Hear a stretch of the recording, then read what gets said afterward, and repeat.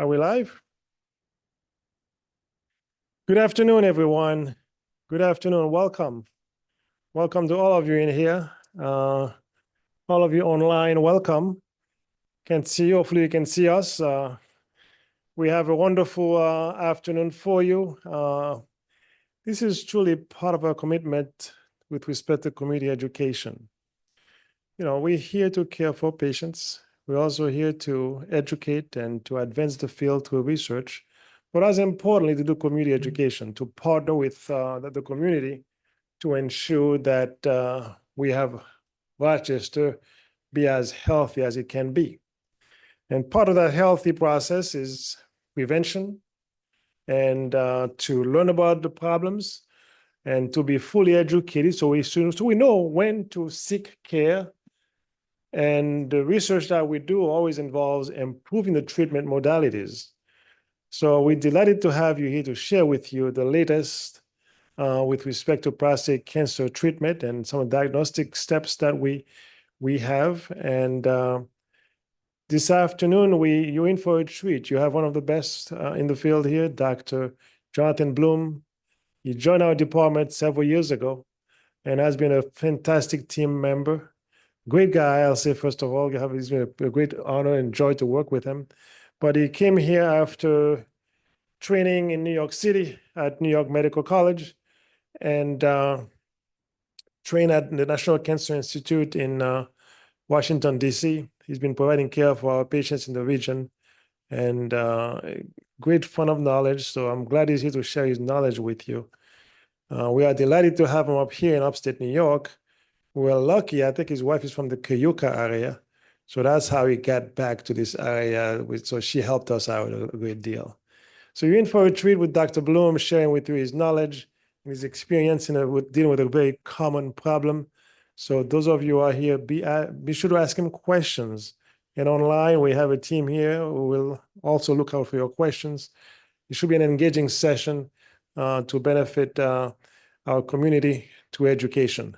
Dr. Bloom, without further ado, please welcome aboard.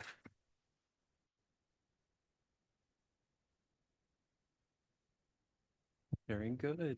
Thank you for the introduction. And I'm also from the Cayuga area, and I do love being back here. So thank you everybody online and for coming. I'm going to talk a little bit about prostate cancer screening and a little bit about surgery as well.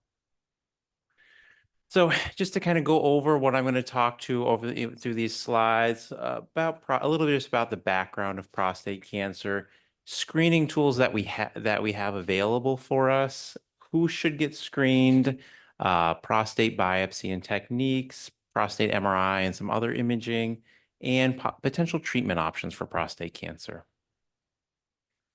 So a little bit about prostate cancer and background. So what is a prostate? It's a gland found only in men. It's part of the reproductive system and helps to make semen. It's located in front of the rectum and under the bladder. I'm sure some men are very familiar with a rectal exam to feel the prostate. And a healthy prostate is generally about the size of a walnut. So some facts about prostate cancer. Cancer in and of itself is an abnormal growth of cells within the prostate with the potential to grow and invade normal tissue. It is one of the most common malignancies in men, with representing 14.9% of all cancers. In 2024, there's going to be an estimated nearly 300,000 new cases diagnosed. Lifetime risk is about 1 in 19 men will develop prostate cancer. Fortunately, a majority of prostate cancer is slow growing, and the 5-year survival is very high at 97.5%.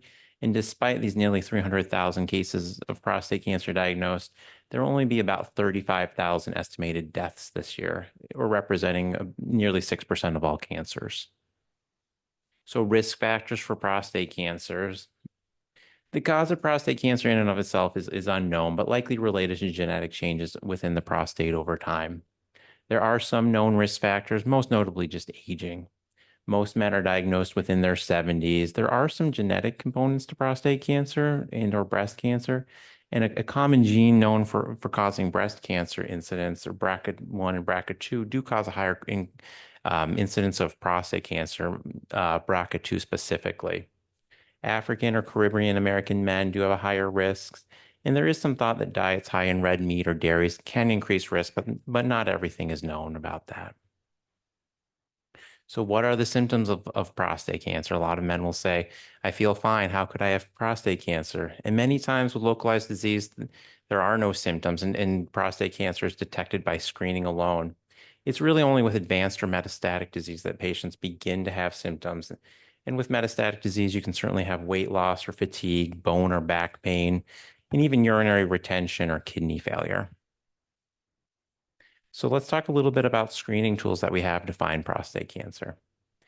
This has been around for a very long time, but just a digital rectal exam, and it is an important part of screening, but used alone, it's not a great screening tool and not good at predicting prostate cancer. So starting in about the late 80s, we've had something called PSA, or prostate-specific antigen, which is a normal enzyme secreted by prostate cancer cells or prostate cells, but it's not 100% accurate. Only about a third of the men with a PSA over 4 will actually be diagnosed with prostate cancer. And obviously, as your PSA does get higher, the rate of prostate cancer can get high, will be higher.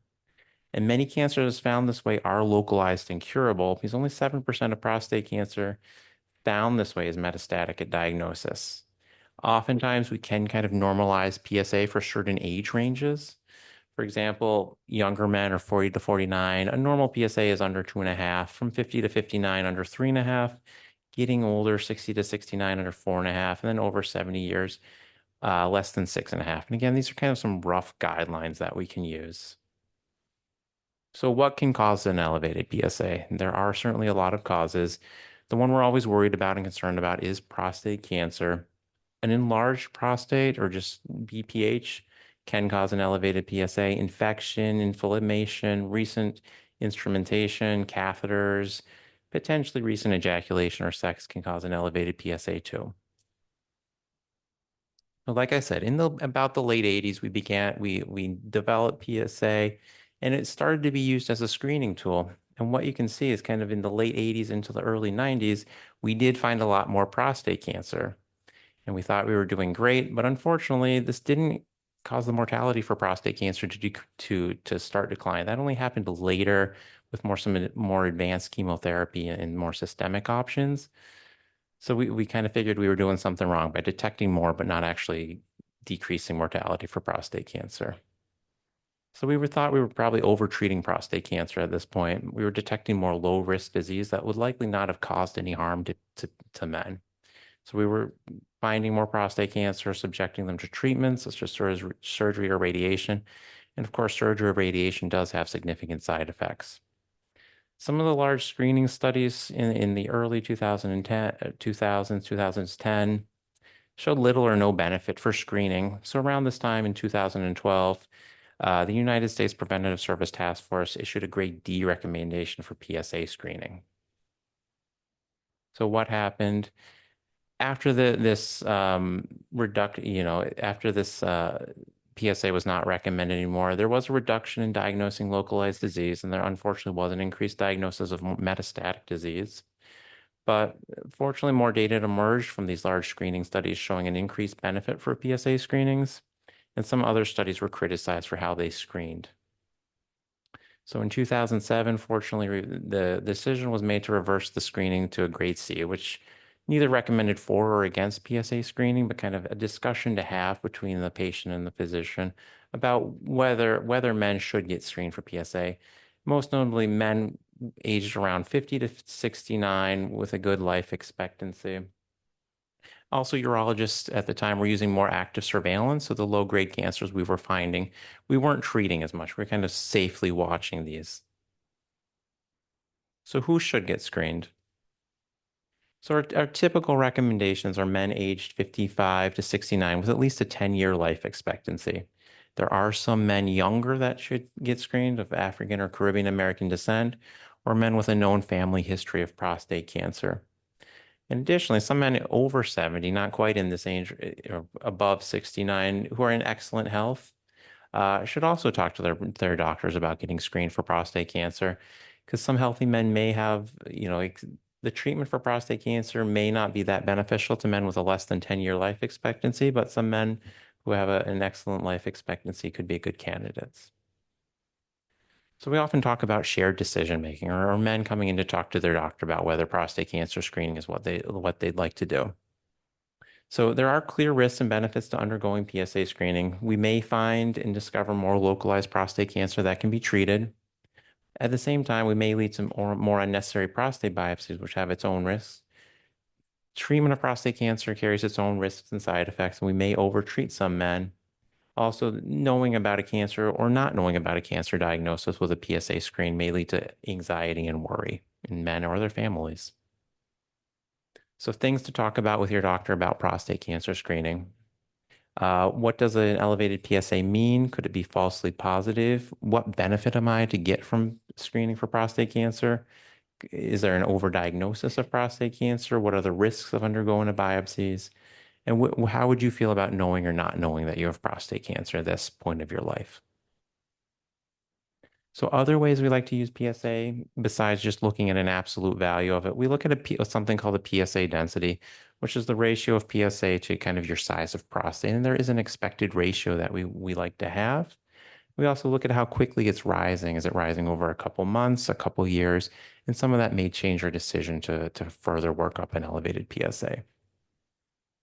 There are other blood tests that are available. They may not be appropriate for every person, but things like the Prostate Health Index or a 4K score are other blood tests which kind of use PSA and some of its other forms to come up with certain ratios and probabilities of having prostate cancer. Another commercially available test is a urine PCA3 test. Again, this is another test for a probability of prostate cancer, not to actually make a diagnosis of prostate cancer. It's avoided urine after a prostate exam, and they kind of look for certain mRNA features within the urine to give a likelihood of prostate cancer. So, taking together physical exam, PSA, and potentially some other tests, you may undergo a prostate biopsy. So, what's been done for years are called a transrectal ultrasound guided prostate biopsy, which has been the traditional method of detecting prostate cancer. There's some other newer techniques that we have now that I'll talk about. But what we do is use an ultrasound probe in the rectum to kind of visualize the prostate, and then after some local anesthesia, take some samples throughout your prostate. And this is kind of almost a blind biopsy where we're sampling throughout the prostate. It's not usually painful, and the side effects typically from this kind of biopsy are blood in the urine, stool, and semen. And there can be urinary tract infections just from kind of going through the rectum to access the prostate. This is just some pictures of some ultrasound that would be typical when we do this. You can see the prostate in different views. And using this image guidance, we can kind of sample throughout the prostate. Now, we have realized that this biopsy method is far from perfect because it's kind of an unguided biopsy.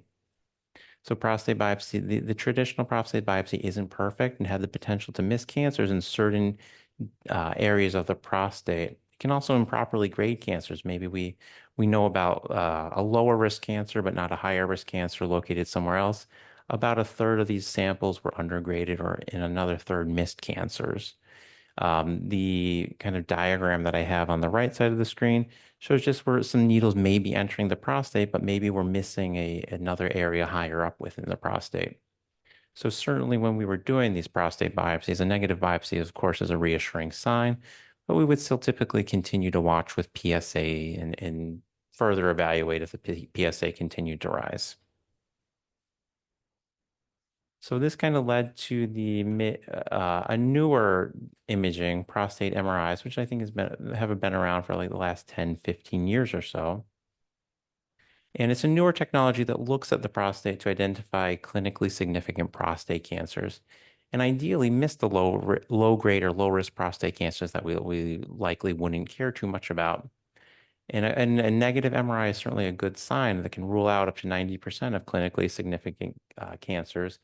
Ideally, a stronger 3 Tesla magnet would be used. And what the prostate MRI does is look at the prostate tissue in multiple phases to kind of get a likelihood that prostate cancer exists. And this slide is just some representative MRI pictures in these different phases that I talked about, which would give the radiologist and the urologist some clues that we need to sample certain areas of the prostate. The red arrow is highlighting the suspicious area within these different phases. You can kind of see it light up or be darker in these different phases. So with the prostate MRI, we have images detailing what we think are suspicious areas. And once we know where we need to focus our concern or our biopsy samples of, we can kind of guide the needles there. So what we do in the office now is we're able to take these MRI pictures and fuse them to the ultrasound images that we've traditionally done in the office to guide the biopsies. And studies have shown that we can detect up to 30% more clinically significant cancers to make a better diagnosis. So what this picture is of our fusion biopsy. On the left, what you can see is that kind of darker area within the prostate. That's where the radiologist is concerned that there might be cancer. Now, traditionally, the needles on the right hand, those are kind of those purple boxes. That's where we usually, the conventional biopsy would have kind of sampled, but we would have been missing that whole green area up on top. So now that we know about it, we can guide needles specifically to that area and make sure we can make the correct diagnosis. But again, trying to make biopsies even better, or transperineal biopsies, which have been done in the past, but they've been a little bit more cumbersome, even done in the operating room, a lot of needle sticks. The big benefit is there's an almost 0% chance of infection. And some areas of the prostate can actually be sampled a little bit easier. But some newer needle guide techniques allow us to make less punctures in the skin, so we can actually perform the transperineal biopsies in the office just with local anesthesia, and it's a very easy procedure to do, very well tolerated by men, is as well tolerated as the traditional transrectal ultrasound biopsies. So a question a lot of patients ask is, are you going to biopsy just the area that the MRI was concerned about? But typically we kind of biopsy both the area the MRI was concerned about and also throughout the prostate.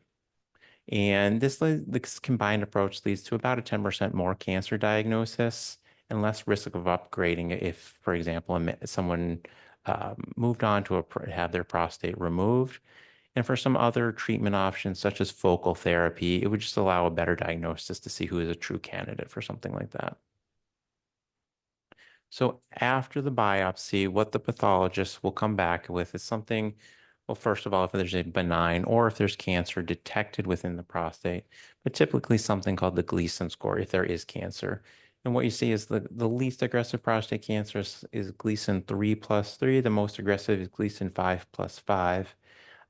We have a newer naming system that's called the Gleason grade group that the pathologists are trying to use, which I think is nice that the traditional Gleason score is a little confusing for a lot of patients because there's two ways to get to 7, which, just saying 7, but actually the 4+3 is a little bit worse than 3+4. So this newer Gleason grade group tries to take that into consideration and just go from 1 to 5, with 1 being the least aggressive and 5 being the most aggressive. And some studies have kind of compared using this naming system to the old system and found that it does pretty much correspond very well with Gleason 3+3 or grade group 1 being the least aggressive and Gleason 4+5 and above, or grade group 5 being the most aggressive prostate cancer. So there are some other tissue-based tests that can be done after a biopsy. They're not appropriate for everyone, but certain situations they certainly could be. For example, men deciding between active surveillance or some other, whether it's radiation or surgery. These are commercially available tests where these companies will take that tissue that's already been biopsied and kind of run their genetic tests to come up with risk analysis. The more common ones are called Decipher, Polaris, and Oncotype DX. Again, not appropriate for everyone, but it may help make some decisions. We also have some newer imaging available, such as a PSMA PET scan. Again, this is may not be appropriate for every man, but it is something that we now have for higher risk prostate cancer. And what this is a special nuclear medicine test targeting something called PSMA, which is found on prostate cancer cells. It had previously been used for recurrent prostate cancer, but we are beginning to more use it for high-risk localized disease. For example, to make sure it's truly localized disease and not kind of some micrometastatic spread to lymph nodes to see, to make sure that we're guiding treatment and surgery, radiation appropriately. So a little bit about some common treatment options that I wanted to talk about. One very common treatment that I think we have is called active surveillance. And it is the recommended or kind of guideline specific treatment for low risk or Gleason score 3+3 disease. And even some men with favorable intermediate disease or just kind of a low volume Gleason 3+4 or that grade group 2, it may be the most appropriate thing to do. The reasoning behind this is especially the Gleason 3+3 or the grade group 1 has little or almost no metastatic potential, so it can be safely watched. Different studies have shown this to be true, and a study of a national cancer database found a rate of positive lymph nodes with disease of extremely low or near 0%. And the theory behind active surveillance is just that prostate cancer takes so long to kind of progress. It can take years and years. And ideally, men can get years of not having to undergo the side effects of surgery or radiation, and ideally not get treatment at all. So these graphs are actually a study from one of the older active surveillance populations. And what it's showing is actually that the kind of the median time to innervation or the time that men got with active surveillance is somewhere in 6 to 8 years. So just kind of with the low risk prostate cancer, being able to do this for years and really not suffer any consequences. Some typical active surveillance protocols or what we do is often getting a PSA every 6 months and typically an MRI or biopsy every year. Now, that may not be everybody. It's probably going to depend on how long you've been on active surveillance, how stable the PSA or the biopsy results are, and other patient factors. There may be some patients who have been on active surveillance for years and years, and now they've kind of reached an age that um, no matter what we found, it may not make a significant impact, and they may choose to stop active surveillance. So a lot of this is kind of individualized treatment of kind of both the disease and where you are at life. Another common treatment that we do is a robotic prostatectomy, which is typically a 3 to 4 hour procedure, resulting in an overnight stay in the hospital. A Foley catheter is put in after the procedure, which can stay in for 1 or 2 weeks. There are side effects of having your prostate removed for prostate cancer. Number one thing that patients are going to deal with is stress incontinence, which does improve as patients heal. One thing that I do recommend to all patients who have prostate cancer or prostatectomy for prostate cancer is something called pelvic floor physical therapy. Um, Even with pelvic floor physical therapy, there are maybe 5 to 10% of patients with a more significant incontinence after healing that can be more that may require additional treatment. Another thing that's common after prostatectomy is erectile dysfunction. And this is just giving a kind of a picture of where the typical incisions are for a robotic prostatectomy. And I talked about incontinence, erectile dysfunction. Another risk after prostatectomy is prostate cancer recurrence. We do have risk calculators that can be often used to help patients kind of guide them before surgery to discuss these risks of what your chance of recurrence are. And certainly after the surgery and the pathology and everything, we can kind of also discuss the risk of recurrence. So who is the ideal patient for a prostatectomy? Some larger trials have compared surgery to just kind of observation. And the ideal candidate for prostatectomy is a younger man, ideally less than 65 or healthier, but certainly older men in good health could certainly be part of this. Intermediate risk disease, the Gleason 3+4, 4+3. And they've shown, with surgery, there's been about a 25 less percent chance of progression and 14% less chance of mortality. So when I was talking about these individual risk calculators, I put just an example of what we can use in the office before surgery to kind of discuss some of these risks. And this is just a kind of hypothetical patient I put into one of these. This is actually from Memorial Sloan Kettering, and what they've done is kind of follow their prostatectomy patients out and come up with these nomograms. It takes into account age, a preoperative PSA, the biopsy results. It can come up with these risk factors, the risk of being alive in 15 years, which is often very high, progression-free probability after a radical prostatectomy. And what that means is how likely are you to undergo your prostatectomy and need additional treatment like radiation? And the chance that it's organ confined at the time of your prostatectomy or the pathology. Now, one important thing to take into account when using these nomograms, if you're being counseled on a prostatectomy, a lot of these were made before MRIs and other advanced imaging was taken into account. So it's really kind of difficult to know now if these numbers are likely to be skewed a little bit. Erectile dysfunction is unfortunately common after surgery. There's the nerves for erection run kind of on the edges of the prostate, and oftentimes we can try to spare them when doing the surgery, but there is some trauma to them by kind of getting them away from the prostate. And up to 85% of men do suffer a degree of erectile dysfunction after surgery.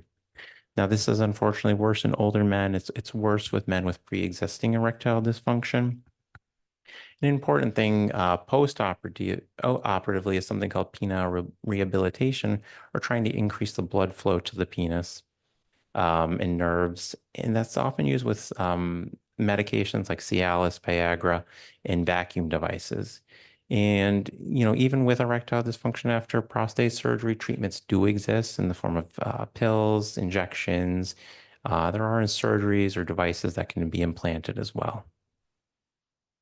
Stress incontinence is the other significant side effect after prostate surgery. Now, the rates of incontinence vary by the time kind of away from the surgery. And, and they're using the incontinence as the definition of 0 to 1 pad per day. But by 3 months, about 68% of men will be continent. By 12 months or a year after the surgery, nearly about 90% of men will be continent. And there's still a couple of men that will even regain continence from that second year, 12 to 24 months. I mentioned pelvic floor physical therapy, which I think is always a great option for men who have undergone the surgery or even before undergoing the surgery. We have some excellent physical therapists in the area. And about 5% of men after prostatectomy do undergo some sort of treatment or surgery for incontinence. The diagram on the right side of the screen is just showing what's called an artificial urinary sphincter, basically a mechanical device that kind of goes around the urethra just to stop leakage. So again, following a prostatectomy, we do get the pathology kind of giving us an idea of the risk of recurrence or the need for additional treatment at some point. And ideally, after a prostatectomy, the PSA would go down to 0 or undetectable. And even for men who have a detectable PSA or the PSA becomes detectable for later on, salvage or adjuvant radiation is still an option, which can also offer a chance for cure. So just to in summary, PSA screening can detect many localized prostate cancers that can be treated, but PSA screening can potentially lead to overdiagnosis. There are potential other tests that may be appropriate for certain men, such as blood, urine tests, prostate MRIs, biopsies with additional biomarkers or those tissue-based tests that I talked about. And what should you do about prostate cancer screening? Talk to your doctor about it, either your primary care doctor or your urologist, and share kind of in the decision making. Discuss any risk factors for prostate cancer or symptoms you may have. And think about yourself. What is important to you? Are you okay knowing or not knowing about prostate cancer? And are you okay with any potential side effects from treatment? Whether that's surgery, radiation, there are side effects that you would be living with. Again, many low risk or that Gleason score 3+3 cancers are safe to be monitored, and surgery is absolutely an option for many men with localized prostate cancer. So does anyone have any questions either here or online?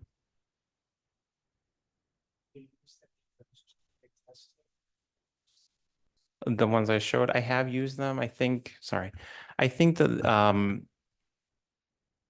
I like to use them if it would make a kind of a a change in decision making. The biggest role I think they have at the moment is certain men who may have some favorable intermediate to risk disease or the Gleason 3+4. If they're on the fence about whether they would continue with active surveillance or if they'd like to pursue definitive treatment, whether that's surgery or radiation, if they're trying to decide between what they'd like to do, I think that's probably its biggest role at the moment. Um, Out of all those companies, I don't have a strong preference for one or the other. I think they're all potential good options, but that's kind of the biggest role that I see for them at the moment. Oh, that's a good question. I think typically it's a couple weeks just after. I mean, there's paperwork and the specimen actually has to get sent to them. It's usually relatively quick, but a couple weeks, I would think, from what I remember. For finding the prostate cores that you've used. Yeah, I believe the company directly from our pathology department, it will get sent to the company so they can run all their tests, and then they'll usually send like a sheet with a number of whatever company it is. There's a number, and they have that kind of correspond to a risk. And I've read that it's like $3,400. It's a great question. I don't know the exact cost. I do think insurance will pay for some of them, but I couldn't be 100. I'm not 100% sure what the cost is for the total test. It's possible. I don't know for sure which ones do or don't pay for it. You were talking about Gleason, thank you. Mhm.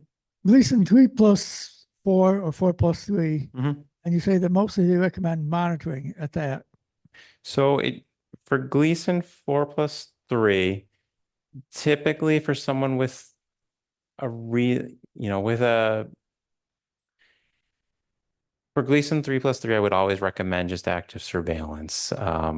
For Gleason 3+4, for a low volume, for some men, even with a long life expectancy, I think active surveillance can still be the most appropriate thing. Again, that would depend on some anxiety over your cancer diagnosis. It also depends on how willing you are to keep undergoing PSA, MRIs, biopsies down the road. Some men really don't like the biopsies at all. No, maybe most men tolerate it very well. Occasionally someone does, it's just a little bit more painful for them. Gleason 4+3 is kind of unfavorable intermediate risk disease. Typically, that would be treatment. Now, if maybe an older man with significant comorbidities, that still may not be the most appropriate thing, but typically a Gleason 4+3 treatment is talked about. Right. So somebody that's been through the ringer, Mm-hmm. had all the tests, Gleason 4+4, Mm-hmm. I'll put it right out there. I was just told that the new focused energy therapies are not appropriate for a 4+4. Mm-hmm. As you're saying, a 4+3, you watch. I guess I'm not understanding where the big jump is between a 4+4 and a 4+3. So 4+3 to 4+4. So 4+4 and 4+3, if you want, the chance of recurrence for each of these, that would represent that yellow line on the right, and the purple line, these are all treated patients. But 4+4 is a little bit riskier than 4+3. With kind of the newer focal treatment options for high-risk prostate cancer, typically we would recommend more whole gland treatment. That's not always the case. I think you have to look at everyone specifically.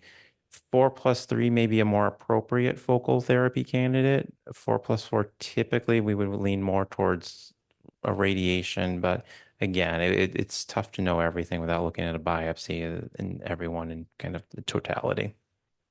Sure. Can you discuss a little bit in detail between radiation and where radiation might be appropriate, might be better than a full prostatectomy, Sure. and where full ectomy would be better than radiation? So I think for surgery, obviously, if there's an older man, maybe sicker, who couldn't tolerate a surgery, I think radiation would likely be the more appropriate treatment. I think you can certainly make a case for high risk prostate cancer where the chance of being able to be cured with a prostatectomy alone, going straight to radiation may be the more appropriate option.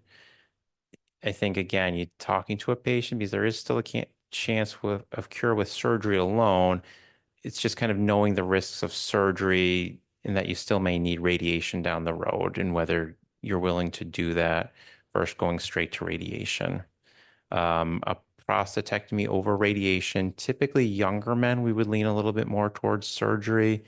I think intermediate risk disease is the most appropriate, 3+4, 4+3. Even higher risk disease, now that we have some of these newer imaging modalities, it could very well be appropriate. Again, I think it's just talking about the risks of each one and kind of putting all the pieces together with the patient. Yeah, it's a lot to digest. Thank you. It is, and it's just difficult to, different people have certain feelings about surgery, radiation. I think each one has its own risks, and just kind of going in, knowing what these are and having a discussion is the most appropriate thing. Report that came back at 4+3. What would be the timeline to initiate? So probably within a couple months. I don't think there's an emergency with prostate cancer. It's still a relatively slow growing disease. It typically would tell a patient, within 3 months or, within a month or two to make a decision. Then we can start the process moving of scheduling surgery, or if you're going the route of radiation, having kind of those plans in place. Typically, how many treatments of radiation? You typically up to the radiation oncologist, but typically external beam is probably a 6-week course of radiation. You're going 5 days a week usually. Yeah. Now there are some other forms of radiation that radiation oncologists may think is appropriate to either cut that down, or there is internal radiation as well. Again, it depends a little bit on your prostate and you. Could you jump that up for a 4+4? The timeline for ideal timeline once you've been diagnosed, 4+4 for surgery. For surgery, it's still within the couple of months, I think would be absolutely fine. Even with a high risk prostate cancer, it's not going to spread within the next couple of days to weeks. I think you have a little bit of time to make a decision. As long as the wheels are in motion with the next few months, I think that's absolutely fine. Was that 2 to 3 months after diagnosis, or 2 to 3 months after they put you through the ringer and get around to you? Ideally, I think ideally 2 to 3 months from the diagnosis, is a little bit more going to change anything. Probably not. Fortunately, prostate cancer is still kind of one of the slower growing tortoise of cancers. Even high risk is a little bit compared to a lung or pancreatic cancer. It's still a slower growing cancer, but I know it causes a lot of anxiety not to have everything kind of lined up right away, starting treatments. So I think ideally within a couple months. Yeah, they've been going around with me since June, till end of June that I was diagnosed, last week of June. They had the presumptive diagnosis. Then, of course, they want to do all the tests, and I don't blame them for that. Mm-hmm. They want to get a good handle on it, but absolutely. Now we're into October, and the clock is still ticking. And I had trouble with the doctors getting answers. They all want to jump right to surgery, which I understand is their bread and butter. But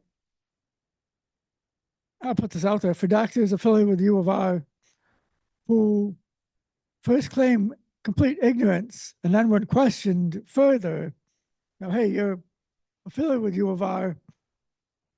Are you really not aware that these other modalities are out there? Then they reverse course and say, oh, yeah, we are aware of them, but no, surgery is where we want to be. I think doctors, I think U of R as a whole needs to educate their doctors to say, look, You're probably the best course of action for you is course A. But there's modality B, modality C, modality D, modality E. Mhm. I'm finding so much more online that the doctors refuse to even discuss until they were put right on the spot about it. You know, do you not know this doctor? And all of a sudden, well, yeah, we're aware of it, but it's, you know, it's something, it's like you're aware of a mosquito off in the distance. Okay. Well, I can't speak for your specific situation, but I think typically we would like to present patients with all the options, even if I do think for high-risk prostate cancer, the standard treatments are going to be surgery, radiation. Other focal treatments may potentially be an option. We don't have every single focal treatment available. Just some are still experimental. We do have some major, some of the bigger focal treatments we do have available here. Depending on certain imaging results, it really may not be the most appropriate. I don't know if that's what happened. It wasn't a realistic option for you. And maybe that wasn't why I was talking, but I can't speak to any specifics. Yeah. Is there many problems with surgery? I had it and there was nothing to it. Mhm. Also, you should bring up the radiation, that once you have radiation, you usually can't have the prostate out. Usually after radiation, surgery after radiation is a very unique situation. It technically can happen, but prostate cancer has to recur in a very specific pattern. It has a lot more side effects, surgery after radiation. You can have radiation after surgery. It's kind of the backup plan. I usually tell patients to make decision based solely on that, just because it really is a unique situation, the surgery after radiation. Um, your other, did you ask about the other complications after prostatectomy? There are many complications. I didn't. Oh, I mean, the stress, incontinence, and erectile dysfunction are those are kind of the consequences you're going to know about. Other potential complications there are with any major surgery. There can be, infections, whether that's just wound infections, urinary tract infections, because we are dealing with catheters. Um, Blood loss is a potential injury to bowel or other surrounding areas. All those are low risk, especially for men who haven't been operated on. Something called the lymphocele is a possibility, where there's a kind of a collection near where we remove the lymph nodes. A lot of times those are asymptomatic and never cause an issue, but every once in a while they can. Those are some of the more. A lot of men are like yourself and kind of go straight through it and fly by, but those are kind of the more. Mhm. That's yeah, that's wonderful. Yeah. Root canals. Not that I don't want the dentist, but. Oh, man. I just want to say thank you to Dr. Bloom. Thank you, everybody. I appreciate it. All right. Thank you.